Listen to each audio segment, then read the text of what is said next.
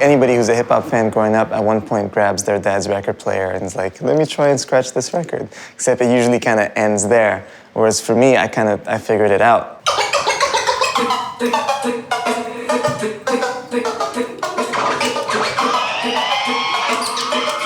One of the early records that I used to try to learn how to scratch on was this 45, like red vinyl copy of Beastie Boys' Sure Shot. So even with this consumer-grade kind of turntable that has this motor that's very weak, with a light little 45, I was able to scratch it and it sounded a little bit more how it was supposed to be.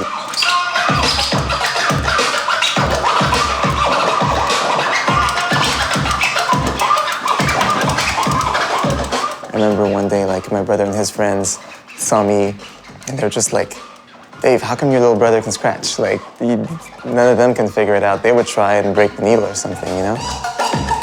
And I started to practice, like, every day. I would just come home straight from school. And then that's been my life for 18 years.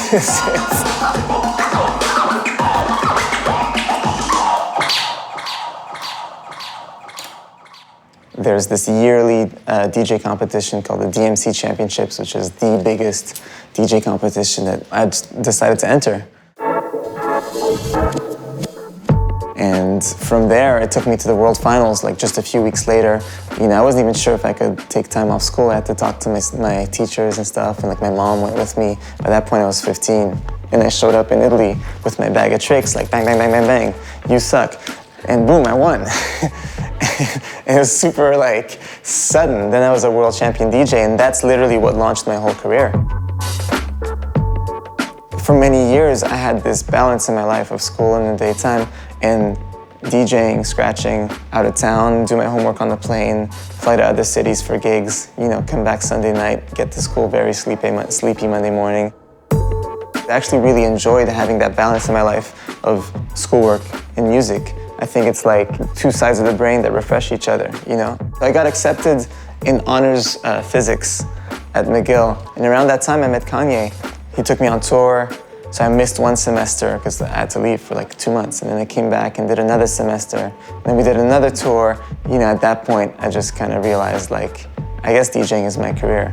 You gotta play if you wanna make that Hall of Fame. I acquired this horse on tour, and then I kept him on tour for a whole summer. He had his own bunk on my tour bus. I grew up really kind of doing my homework on the music that I love and just really understanding the history and knowing all the older records of where it came from. Barely anyone's using turntables anymore, but I'm not an old school DJ by any shape or form. I play a lot of very new music, and Fool's Gold is all about, you know, discovering new talent. But I'm bringing it to where people hear the newest stuff. That's my place, that's my role and my mission. A lot of the aesthetic concern with Fool's Gold goes into the details. So this wallpaper is Fool's Gold wallpaper. This is a compilation that we put out. It's called Lucy's, and the record itself is a cigarette-shaped USB. We also make socks. Just recently I got to talk to this like legend of New York graffiti, this super dope graph writer. This sort of mutual respect conversation, like, I like what you do, I like what you do. And so then, like, you know, in the blink of an eye, it's like, cool, let's do a t-shirt. You know, he drew this really cool thing. And yeah, track became Trizzy a long time ago.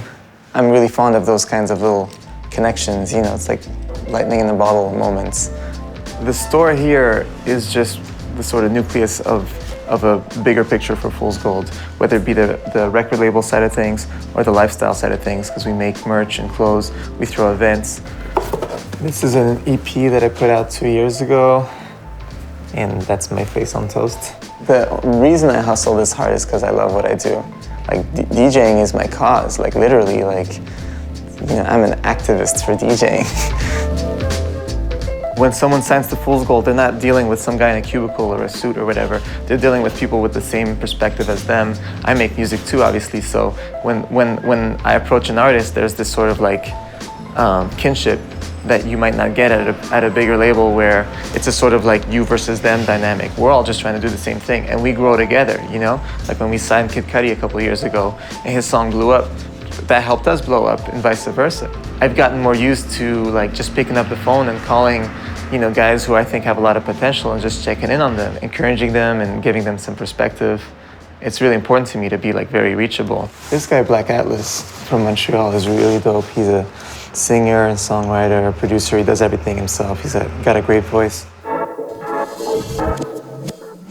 Success is not just being the guy that's famous this year. For me, it's more really being in the history books. You know, the guy that changed the path of where his whole scene is going.